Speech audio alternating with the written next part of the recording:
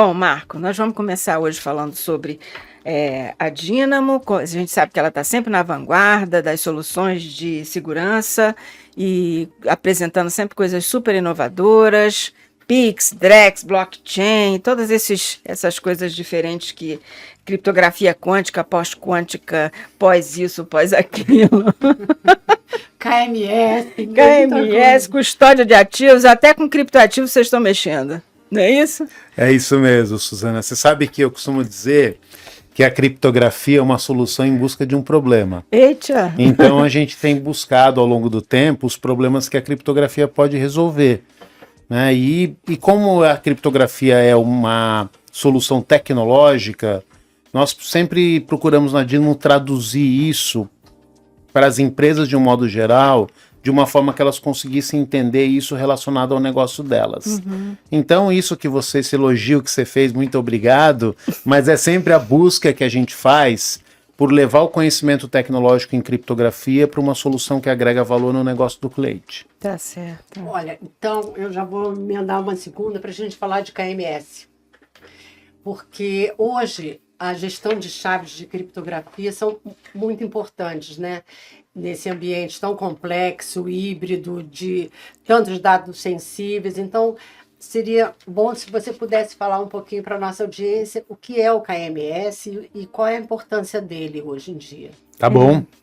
E complementando a pergunta da Regina, como que você avalia a importância da integração entre o KMS e as soluções de segurança como HSM, Firewall e os sistemas de detecção de intrusão? Tá bom, dava pra gente falar umas 3 horas aqui sobre Nossa isso. Senhora. Eu vou tentar falar em 2 minutos. 2 minutos.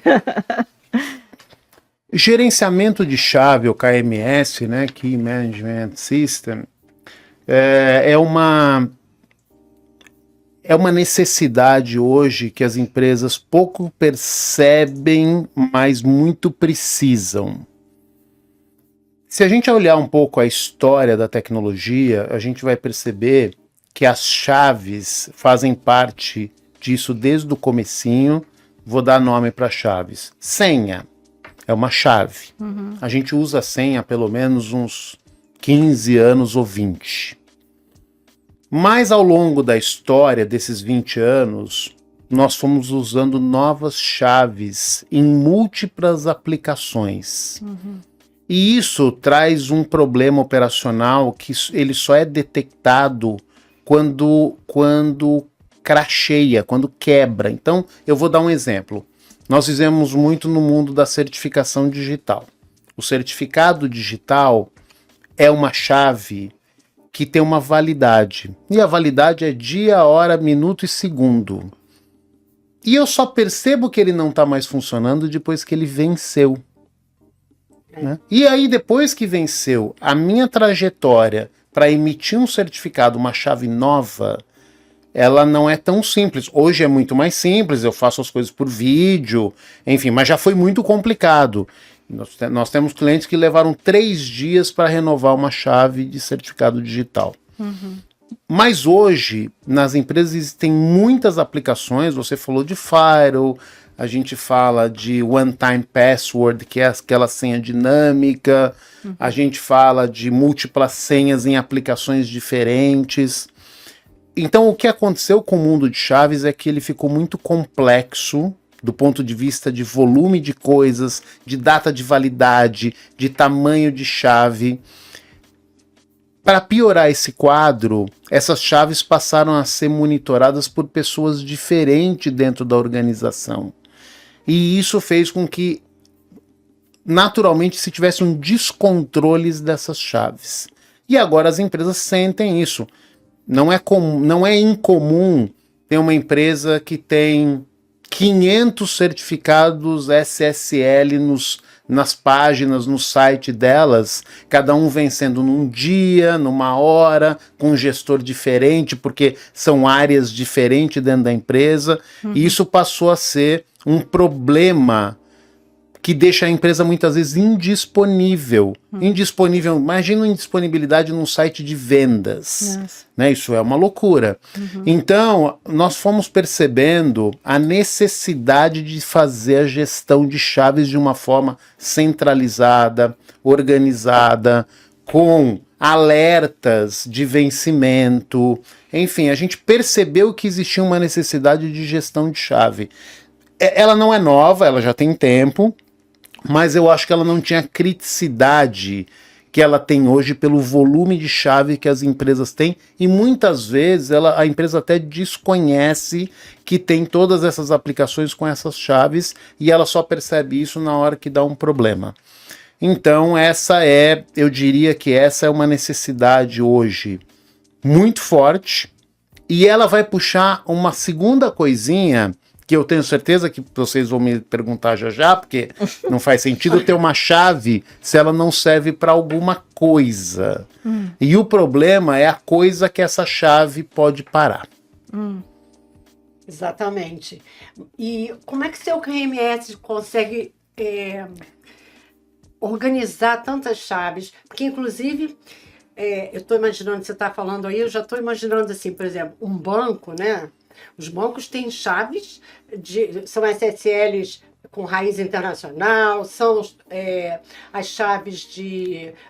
Os certificados também para SPB, PIC, Sim. DREX e tal, também podem ser... Considerado uma chave. Considerada chave.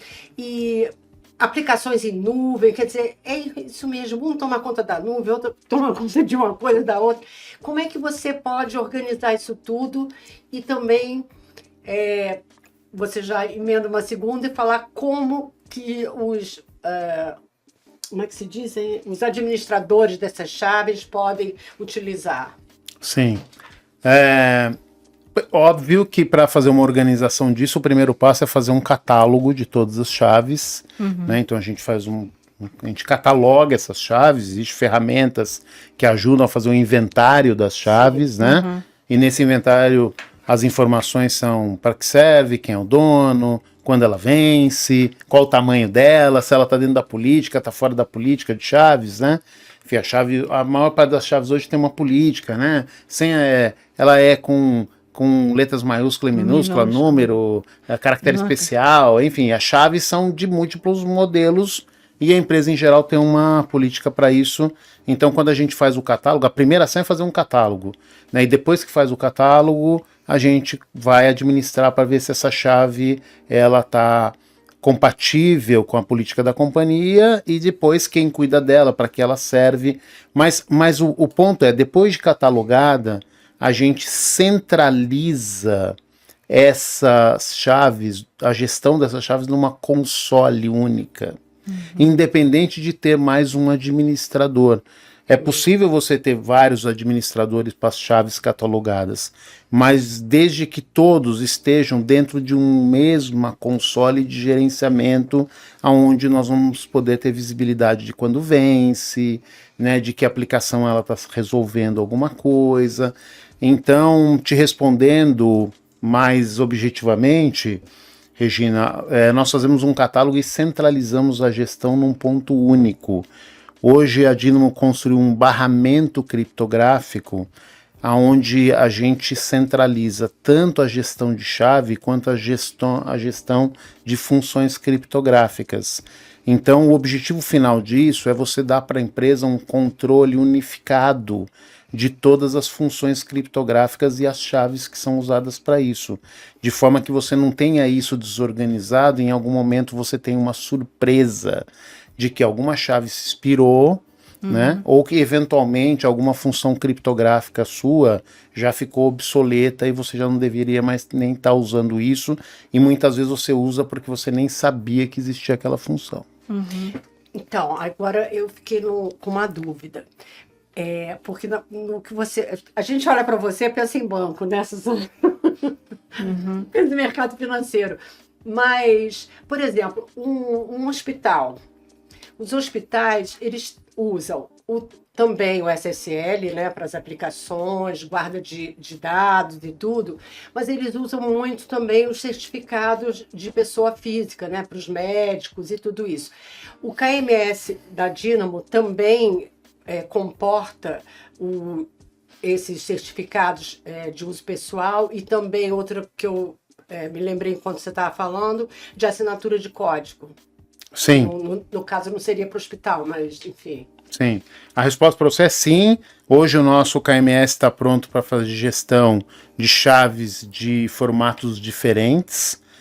Coincidentemente, que você falou de banco, o certificado que os bancos usam hoje para assinatura do Pix, talvez seja a aplicação mais popular hoje do meio financeiro, mas o SPB usa o mesmo certificado e ambos são um certificado padrão ICP Brasil, é um ECNPJ SPB, é o nome do certificado, mas é um certificado ICP Brasil, que é igual, né, no formato ao certificado de pessoa física que se usa nos hospitais, por exemplo, para médicos, enfermeiros, anestesistas, enfim, todo mundo que interage no prontuário, no atendimento do cliente que tem alguma responsabilidade técnica, precisa assinar aquilo com certificado, consequentemente a gente precisa gerenciar, porque esse certificado, de novo, em algum momento ele vence, e quando vence ele impossibilita naquele instante que a pessoa faça uma operação que precisa dele, por exemplo, uma assinatura.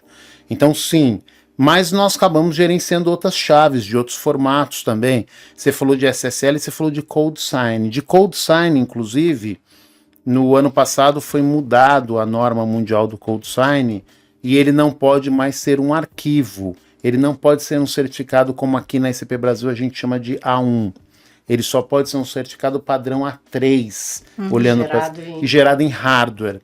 E nós somos o único fabricante hoje, pelo menos na América Latina, existe alguma coisinha na Europa, mas na América Latina nós somos o único fabricante de um hardware criptográfico de pequeno porte que suporta o certificado Cold Sign.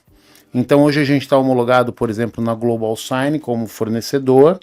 Hoje um cliente que queira comprar um Cold Sign da Global Sign, ele pode armazenar isso no ambiente de nuvem, que pode ser nosso, pode ser de qualquer parceiro de nuvem, ou ele pode adquirir um equipamento, um HSM de pequeno porte, que ele armazena isso e coloca dentro da empresa dele, que é o Pocket, que funciona para... Qual é a grande vantagem? Funciona para múltiplos desenvolvedores.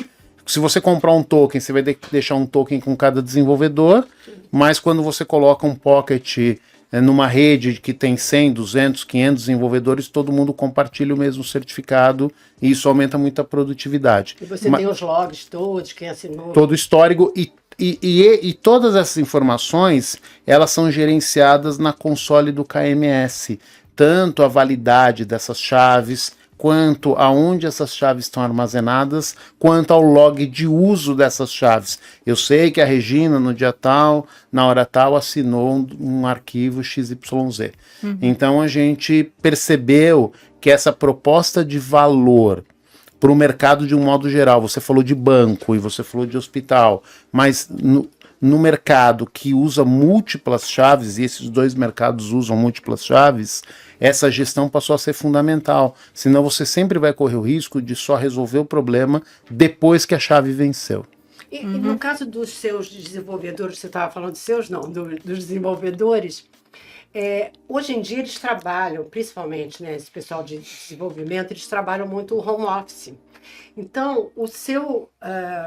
Pocket pode ser acessado por VPN, alguma coisa assim? Como é que eles podem acessar para assinar os códigos? Pode, muito boa pergunta. Sim, se eu tiver um equipamento... O nosso Pocket hoje, ele é um HSM de pequeno porte, ele tem as mesmas características que um hardware grande tem. Todos os hardwares que hoje, de novo, no âmbito da ICP Brasil, roda na maior parte dos PSCs, que são nossos, os hardwares, eles são compatíveis, por exemplo, com o Pocket. Então, se a empresa colocar isso dentro de uma infraestrutura dela de rede ou de internet, que os desenvolvedores internos ou em home office tiverem acesso, eles conseguem com um único certificado Cold Sign, todos eles assinando utilizando isso e inclusive simultaneamente.